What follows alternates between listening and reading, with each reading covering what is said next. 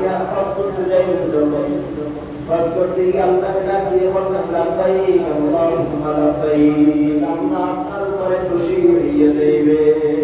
যেই বান্দারা হজ করবে যাদের হজের উপরে কোনো অশ্লীলতা থাকবে না, খারাপি থাকবে না, যারা হজ করতে যাইবে তাদের সারা জীবনের গুনাহ আল্লাহ মাফ করে দিবে। এবার আসেন কিভাবে কিরকম নাম করবে। হয়তো আবু হুরায়রা রাদিয়াল্লাহু তাআলা আনহু বলেন, যেই বান্দা হজ করবে আর তাতে কোনো খারাপি, কোনো অশ্লীলতা, কোনো খারাপি থাকবে না, ওই বান্দাকে এমন ভাবে আল্লাহ মাফ করবে যেমন একটা বাচ্চা যখন মায়ের গর্ভ থেকে দুনিয়াতে ভূমিষ্ঠ হয় সে যেরকম নিষ্পাপ মাসুম হয়ে দুনিয়াতে আসে, এই আল্লাহ ওই প্রিয় বান্দা হজ করে তার ঘরে ফিরে নিষ্পাপ মাসুম বান্দা হয়ে। সুবহানাল্লাহ। এবার আসেন হযরত জাবির রাদিয়াল্লাহু তাআলা বলেন, হজ যারা করে তারা আল্লাহর মেহমান হয়ে যায়। সুবহানাল্লাহ। এখন আমার টাকা আছে, আমার পয়সা আছে, আমি যদি আল্লাহর মেহমান হইতে চাই বা ওই কোনো সমস্যা নাই। আপনার টাকা আছে, আপনার পয়সা আছে, আপনি হজ করলেন না, কঠিন জবাব আপনাকে দিতে হবে। আপনার টাকা পয়সা ধুলোর সাথে মিশেও যেতে পারে। যারা তাদের সামর্থ্য আছে হজ করে না, রাসূল বলেন তাদের অকালে মৃত্যু হয়ে যেতে পারে।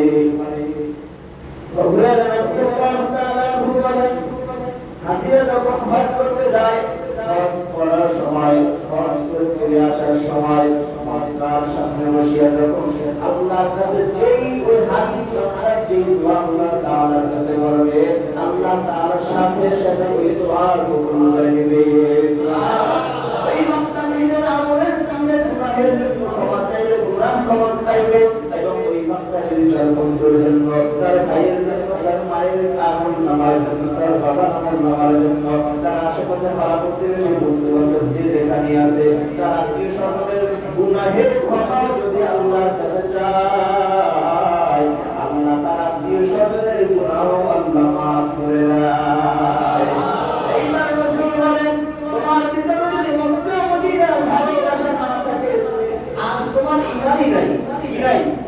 রাসূল কঠোরভাবে বলে, তুমি আল্লাহর বান্দা, তুমি মুসলমান, তুমি মুহাম্মদ নবীর উম্মত, তোমার অন্তরের মধ্যে যদি মক্কার জন্য মহব্বত ভালোবাসা না থাকে, তোমার অন্তরে যদি মদিনার জন্য মহব্বত এবং ভালোবাসা না থাকে, তাহলে তোমার কি নাই? আমাদের আল্লাহ বলেন কি নাই? এই মক্কার জন্য আসমান জমিন দুনিয়াতে যত মাখলুক আছে সব মক্কা মদিনার পাগল। এমনকি আল্লাহ তাআলার ছোট্ট মাখলুক হলো বিবিটা। কি জোরে বলে? বিবিটা, কিবলা। মক্কা দেশ থেকে 7 সাগর পরে একটা ছোট্ট বিবিটা আল্লাহ তাআলার মাখলুক মক্কায় যাবে, মক্কা দেখবে আল্লাহ তাআলা সুবহানাল্লাহ। মক্কা দেখতে